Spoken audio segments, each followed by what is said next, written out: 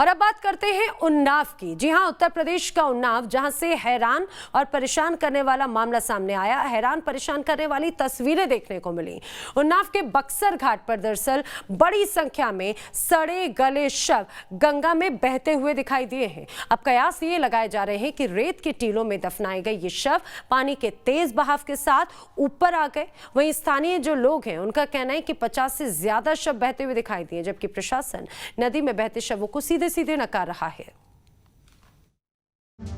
ये दो तस्वीरें अपने आप में काफी कुछ बयां कर रही हैं। एक तस्वीर 10 मई की है, जब गंगा किनारे रेत में दफन शव का मामला पहली बार सामने आया था, और अब 30 मई की ये तस्वीरें उसी सिस्टम की लीपापोती की कहानी बयां कर रही है। यूपी की राजधानी लखनऊ से सटे उन्नाव जिले से ये हैरान करने वाली तस्वीरें सामने आई हैं, जहां गंगा में कई शव बहते नजर आए। अब तक 250 लाख बह गई होगी, क्योंकि 10-10, 5-5 करके एक साथ बहते जा रही है। उन्नाव में बीते 3 दिन से गंगा का जलस्तर बढ़ रहा है और कई जगहों पर कटान शुरू हो गई है। दावा किया जा रहा है कि कटान के बाद गंगा की रेत में दफनाए हुए शव बाहर निकलने शुरू हो गए। आगे से भी कहीं से बह के आती हैं क्या? आगे से नहीं आई हैं, यहाँ से उखड़ के गई हैं, आगे से नहीं आई हैं। जो शव यहाँ दफन थे लाशें, वही जो दफन थी यहाँ, हाँ। वही थे। हाँ। कितनी संख्या में यहाँ दफन रहे होंगे? कम से कम 300 रहेंगे। बहुत लाश थी यार। एक दिन की 50-60, एक दिन की 60-70 लाश आती एक दिन में आई हैं। आती थी। गंगा नदी में बहते शवों से एक बार फिर कई सवाल खड़े होने लगे हैं। कोई कह रहा है कि रेत के टीले में जो शव दफन किए गए थे, वही शव अब नदी में जलस्तर बढ़ने के चलते बहते हुए दिखे। इसके उलट प्रशासनिक अधिकारियों की ओर से अलग ही दावा पेश किया जा रहा है। बीघापुर के एसडीएम का तो कहना है कि उन्होंने पुलिस के अधिकारियों के साथ गंगा का निरीक्षण किया, लेकिन उन्हें कोई शव बहता हुआ दिखाई नहीं दिया।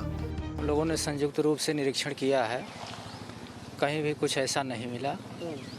जैसा कि कतिपय समाचार चैनलों में इस आशय की खबर चलाई गई कि शव बह रहे हैं, कहीं कोई भी शव गंगा नदी की धारा में नदी में बहता हुआ नहीं दिखाई दिया। आपको बता दें कि बीते दिनों बक्सर घाट पर गंगा नदी के किनारे कई शव दफन किए गए थे। मीडिया में इस खबर के दिखाए जाने के बाद प्रशासन ने शवों को ढकवाया था। सवाल उठता है कि आखिर गंगा में ये शव आए तो कहां से आए? क्या ये रेत में दफन किए हुए शव थे या नदी में कहीं और से बहकर ये शव आए? जानकारी के मुताबिक कोरोना के समय ग्रामीण इलाकों में हुई सैकड़ों संदिग्ध मौतों के बाद उनके परिजनों ने गंगा नदी के किनारे और टीले वाली जगह पर शव दफनाए थे। कुछ ने शवों का दाह संस्कार भी किया था, लेकिन जैसे गंगा का जलस्तर बढ़ने लगा, कुछ शव उफन कर ऊपर आने लगे।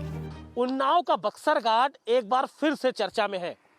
जिस तरह हमने कुछ दिन पहले इसी बक्सर घाट पर तस्वीर दिखाई थी कि किस तरह गंगा के किनारे सैकड़ों की संख्या में जो शव थे उनको गंगा की रेत में सूखे स्थान पर दफना दिया गया था और लोग उसके बाद वहां से चले गए थे। इसको लेकर तमाम तरह की चर्चाएं हुई थी, लेकिन एक बार फिर से इस जगह पर हम आए हैं और आज हम आपको तस्वीर दिखाते हैं।